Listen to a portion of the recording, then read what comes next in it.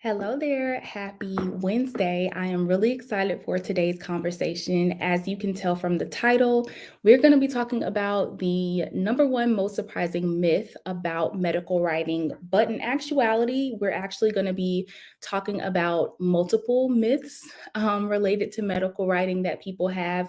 And I'll kind of start out with a couple that I think a couple of people have brought to my attention, and I will end with the one that tends to be the most common myth I hear in regards to medical writing, and kind of share what perspectives are actually true about the field of medical writing. So hopefully you'll be able to stick around for the entire conversation. And as always, whether you're catching this live or on the replay, you can feel free to drop questions, comments, anything of that nature. So before we start talking about the myths versus the facts when it comes to medical writing, I'll do a quick intro. My name is Megan Freeland.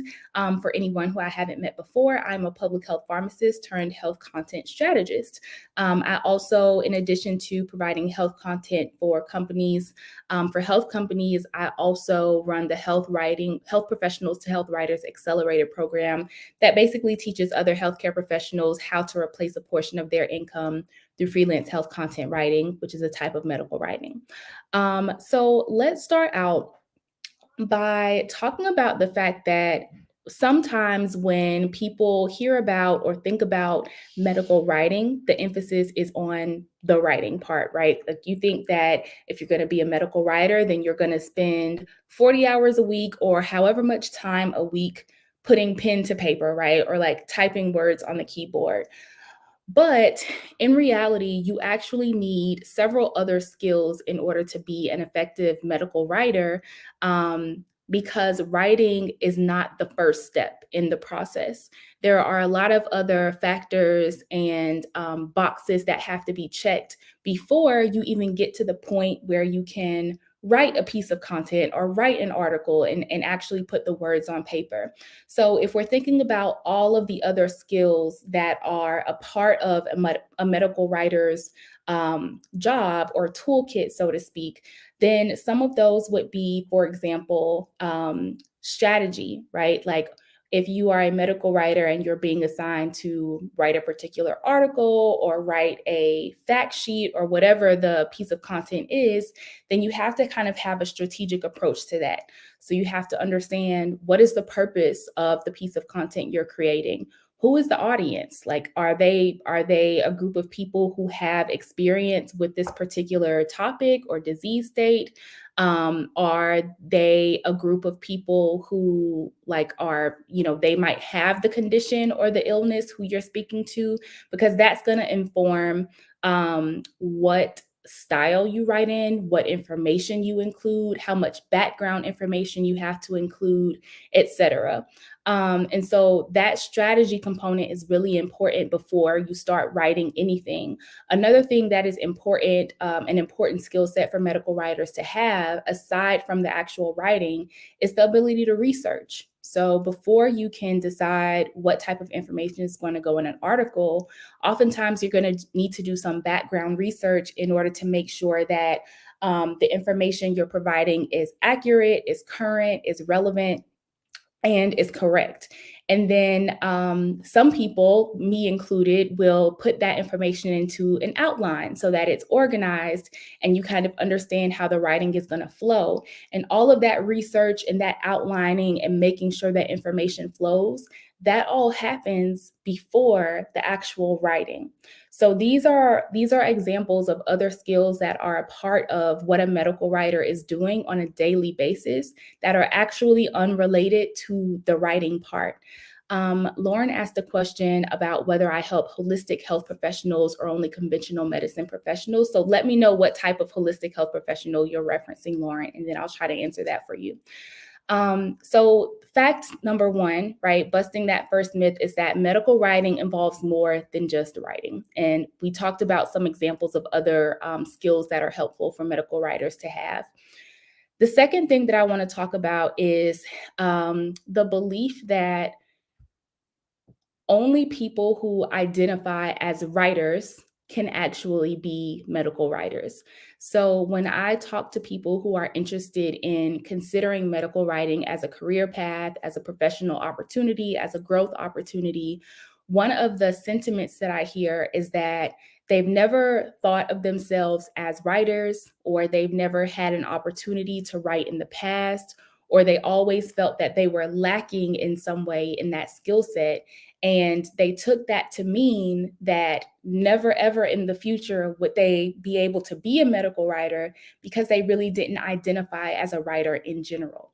And the truth of the matter is, you don't have to identify as a writer in order to be an effectual and a successful medical writer, right? Writing is a skill set that can be learned. It is not, I guess some people are born with the gift of being able to write eventually, once they become a certain age and develop that ability. But being able to write is a skill set, and it's a learnable skill set. And so just because you may not have had the opportunity to write in the past, or maybe you've never thought about writing as a career path or a professional path in the past, that doesn't mean that it's too late for you to develop that skill set of being able to write, and becoming a medical writer. Let's see. The next thing is the most important myth that I wanted to talk about today. And that is the myth that medical writing is one specific skill set or one specific job title. In reality, when you see the term medical writing, that could mean a lot of different things. And it often helps to have more context about what that role involves, what roles and responsibilities are included in that type of position, in order to really know what type of medical writing is being referenced or addressed. And the reason for that is because medical writing is actually an umbrella term. And there are several different specific types of medical writing under that umbrella. And so when people come to me and say, "Hey, Megan, I'm interested in learning more about medical writing or becoming a medical writer," one of my first questions is always, "Well, do you know what type of medical writing you're interested in?" And the reason that question is important is because, given the fact that there are so many different types of medical writing out there, there are also several different pathways for getting into each of those different types. And so if you are, if one person is wondering how to become a regulatory writer, and another person is wondering how to become a medical education specialist or a drug information specialist, those are all very different types of medical writing and might involve very different ways of gaining the skill set and the knowledge that you need in order to be able to go down that pathway. So it's going to be really important for anyone who is interested in medical writing. If you're a health professional who's interested in this pathway, it's going to be important for you to learn more about those distinct types so that you can get a sense of which one or ones you might be most interested in. And then kind of work backwards to say, okay, if I'm interested in this type of medical writing, then what are the steps that I need to take in order to increase my candidacy for becoming that type of medical writer? And so on my YouTube page called Health Writing for Health Professionals, there's actually a pretty extensive playlist that talks about the 9 different types of medical writing and health writing.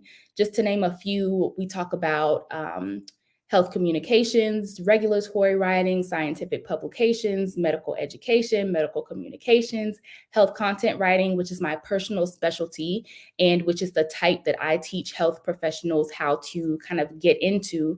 But those are just a couple of the types of medical writing that exist. And if you want to learn more about what each of those types entails, what types of roles or job opportunities are available within those categories, then I would recommend heading to that channel and watching that playlist. There are also a series of articles on my LinkedIn page where it's kind of a written version of those videos on the YouTube channel. So that's another way that you can see those. But that is always my first recommendation, is to do some digging into the types of medical writing that are most interesting to you, because most people don't realize that medical writing is not just this one singular destination, that it's a series of destinations, and which path you need to take to get there is going to depend on which specific type of medical writing or health writing you're interested in. So I hope this was helpful for you. I will be back next week to talk about some other topics related to medical writing. Usually we go live on Wednesdays to talk about medical writing or health content writing. And so I hope to see you all then. Have a good one.